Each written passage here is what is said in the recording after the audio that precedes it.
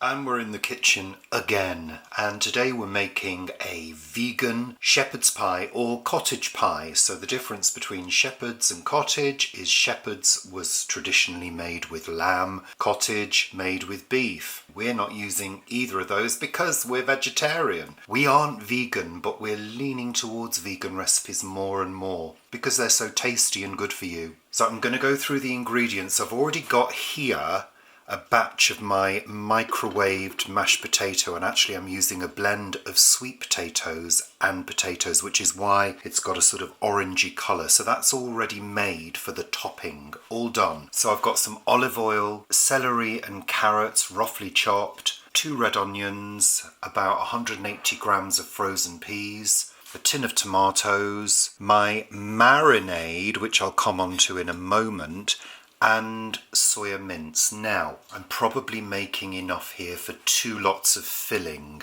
because what I'll do is put half of it to one side and save for another meal, but I've made enough potato for one shepherd's pie. But to start with, we're going to talk about the treatment of the soya. Now, you can use frozen TVP or corn or soya mince, whatever you want. I'm actually using soya chunks, which I've put through the food processor, rehydrated, whizzed them up so they resemble sort of roughly chopped soya. And I've made a marinade, and the first thing we need to do is treat this soya, which has also had the excess moisture squeezed out of it, so it can sit and absorb the flavours. So sorry for leaning across, let me just show you this marinade and tell you what's in it. It's 2 teaspoons of bouillon powder, a heaped teaspoon of reduced salt yeast extract, or marmite as it's known, a dessert spoon of miso paste, a dessert spoon of soy sauce, half a cup of red wine, black pepper, a heaped teaspoon of mixed dried herbs, any you like, a heaped teaspoon of onion powder,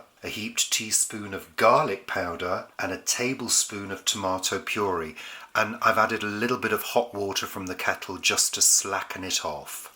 So the first thing I'm going to do is add the marinade to the soya and let that sit for a little while I prepare the other ingredients. So I'm going to tip in a third of it, pour it all over. You've got to remember with soya, plain unflavoured soya, it's exactly that, there's no flavour. So we need to add in a savoury umami flavour to it. And because we've removed the excess moisture, you can see that it's taking up that marinade straight away. It's absorbing it, and that's what we want. It's also giving it more of a pleasing colour as well. Now, I mentioned red wine. You don't have to use red wine if you don't want to. You could just top up with a little bit of extra vegetable stock.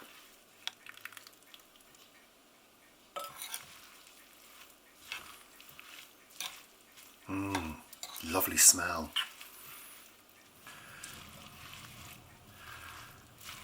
Give it a good stir. Okay, we'll start off with some olive oil. We're going to begin with the onions. Pop in the red onions.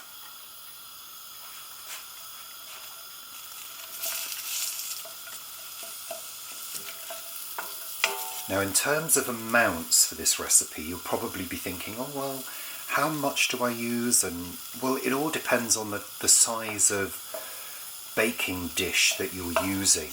But the good thing is about making this kind of recipe is any leftovers can be used in other creative ways. For example, if there's any leftover mash, I've got several things that I can do with leftover mash, and there's a video here that you can have a look at.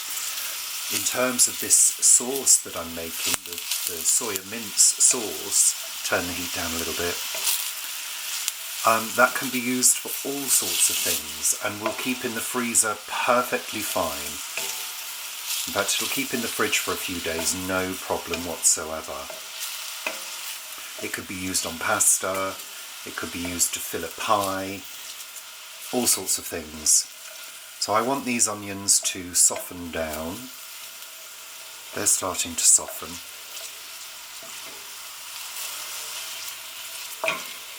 turning the heat up a little bit.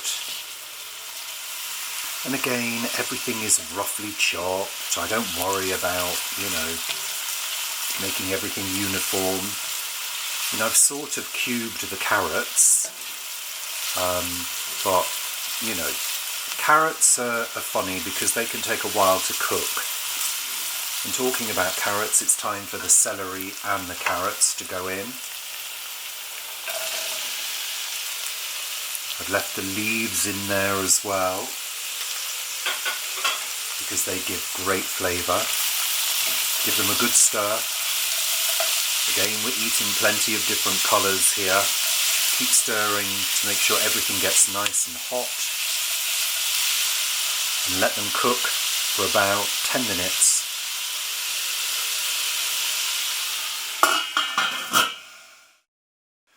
Okay, this has been cooking for about 10 minutes. Let's give it a good stir. Now we're going to add our soya mince.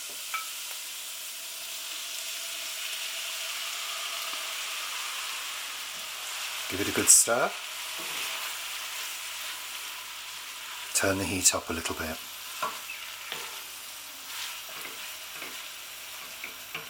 And as it heats up, you're going to start smelling these lovely flavours, lovely aromas of the marinade that we've used. We also want to try and drive off any excess moisture that might be in the soya. Keep it stirring because you don't really want it to stick. I can smell the aromas now, it's lovely.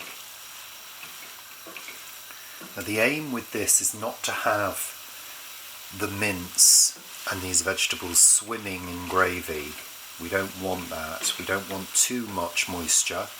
We want some, and we're going to be putting some in shortly in the form of tomatoes and a bit of water. But we don't want it swimming, and that will sort of become obvious when we put the dish together. We really want to sort of heat up all the ingredients of the marinade so those flavours can start to develop. It's got a lovely savoury flavour, and also we're sort of driving off the excess alcohol as well from the wine. Looks delicious already. Now I haven't put any extra salt in here yet because soy sauce, marmite, miso, it's all got salt content, so I've not added anything extra yet, but I may decide when I check my seasoning to add a little bit of salt. And I do have a final ingredient which I've not mentioned yet, which I'll be using right at the very end. It's my secret weapon. So I would say that I'm probably cooking this for another 5 to 10 minutes just to make sure all that excess moisture is cooked off and that my herbs, my pepper, all of those other ingredients are really sort of well cooked and heated through, so they're developing their flavours, because this does have a further cooking period in the oven. And one of the reasons why we're driving off any excess moisture is when we do the cook, the bake in the oven, because this is essentially classed as a pie, we don't want the excess moisture to leach out and for it to become too saucy in the oven. And also we want it to be able to serve well when we put it out onto a plate. We want it to hold together. Okay, that's looking good. Next ingredient, tin of tomatoes. And we're going to half fill this with water and add that as well.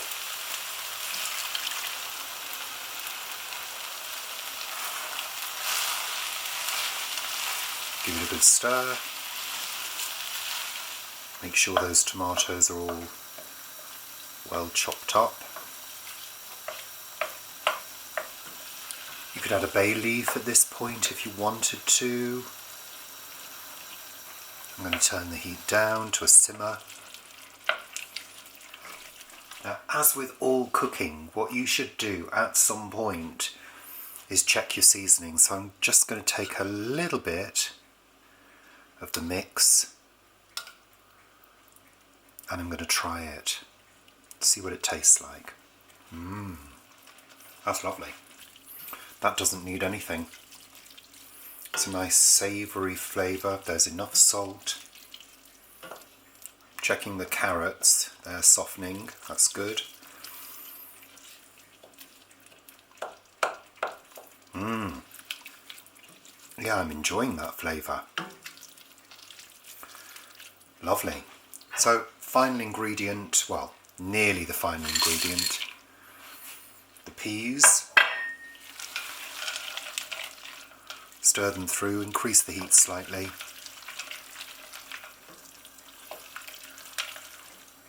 It's very common for people to use peas in a shepherd's pie because it adds interest, it adds colour. Not that we need any extra protein in this dish, but it adds a little bit of extra fibre as well. And the absolute final ingredient are 2 teaspoons of onion gravy powder sprinkled over. This is just to help bring that sauce together. If you didn't want to use gravy granules, you could use a little bit of flour if you wanted to. This doesn't really need it, but I like to do it just to sort of mop up any excess moisture, because as I said before, we don't want lots of gravy. We want a little bit of gravy which is just holding the mixture together. And I find chucking in a couple of teaspoons of gravy granules just gives that little extra. Okay, heat off. And it's time to build the dish. So, I've got all my elements. I've got my sauce, I've got my mash, which again I mentioned earlier is a mixture of sweet potato and normal potatoes.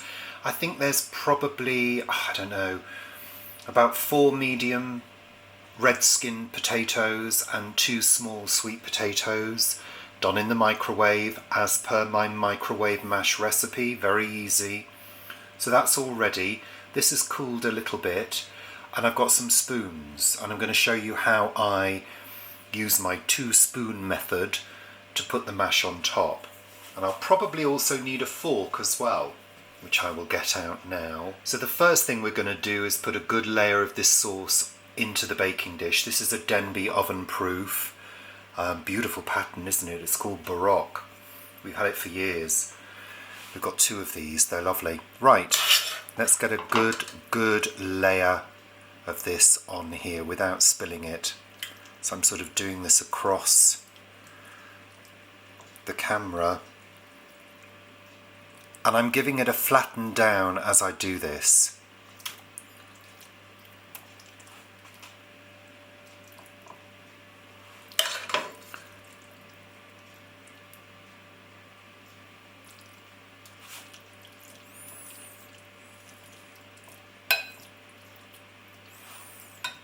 We want a good generous layer.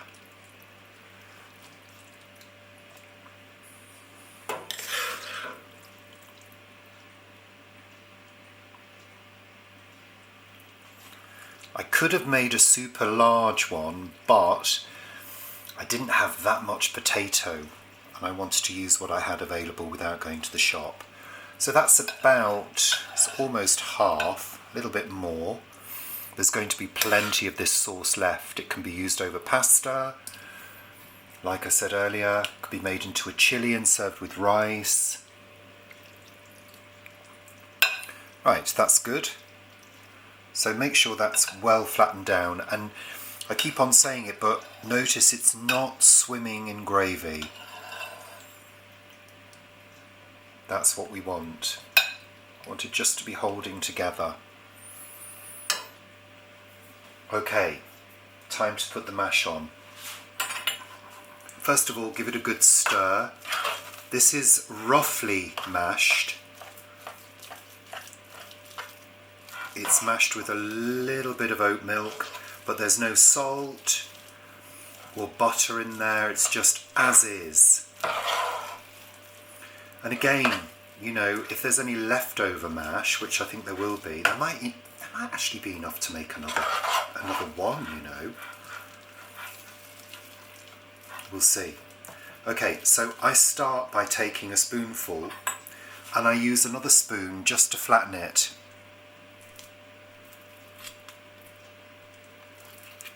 If you put a too heavy a lump of mash, it's going to sink in, and we don't want that. So using this sort of pressing it sort of gives you a thinner layer, and I find that works.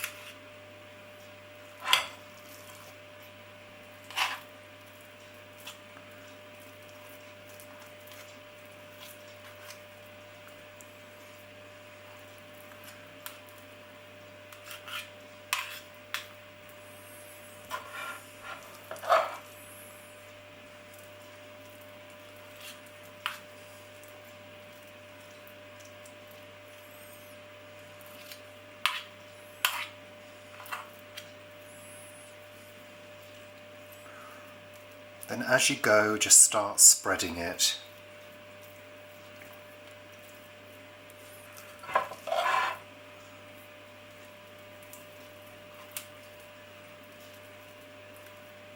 That's good.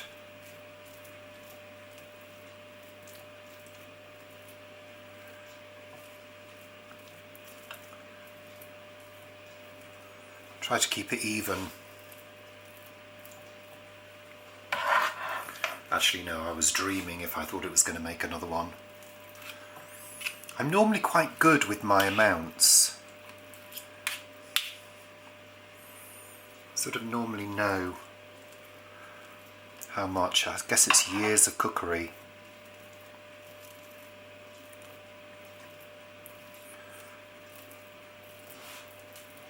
Now I'm going to go in with a fork.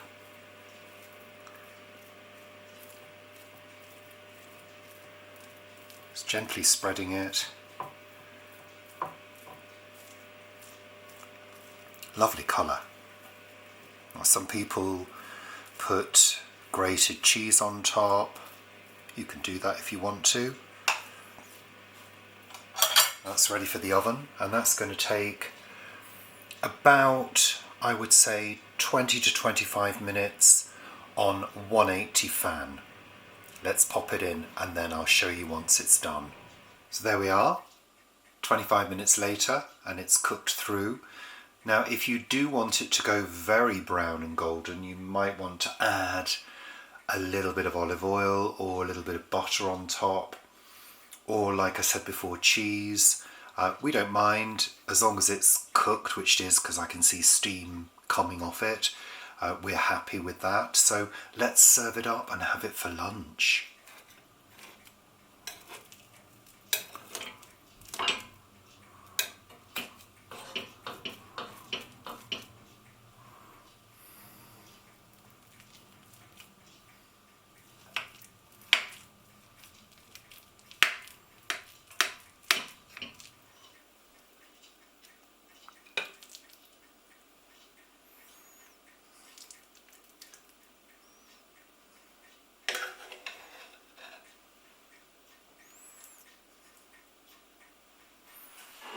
So here we have it, my vegan shepherd's pie, cottage pie, whatever you want to call it. Let's see whether Paul enjoys it. Looks divine. Could be a little browner on top, but I didn't put any extra fat, so it's the fat element that tends to brown things. You could flash it orange? You could flash it under the grill if you wanted to. Sweet potato. Oh, sweet potato and potato mash. Yeah. Very nice. I am enjoying Richard doing all these recipes. It's really savoury.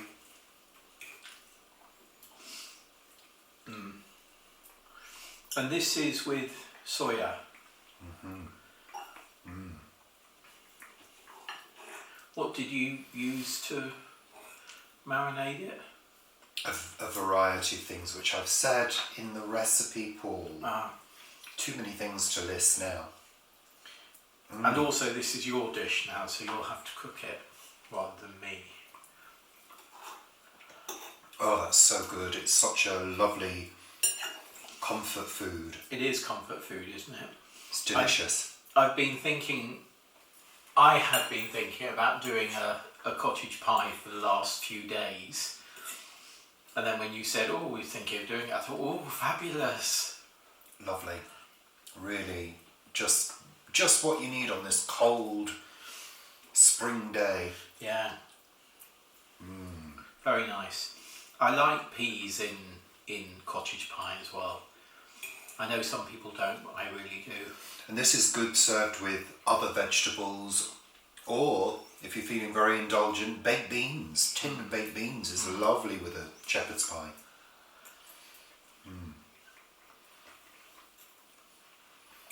Delicious. Is there more? Is there another portion? Oh yeah. That's good. I think you could serve this to a meat eater and they wouldn't know. Yeah, very good.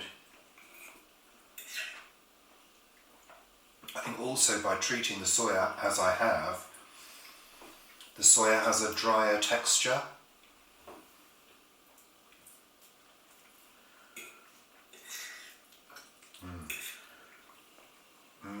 Yeah.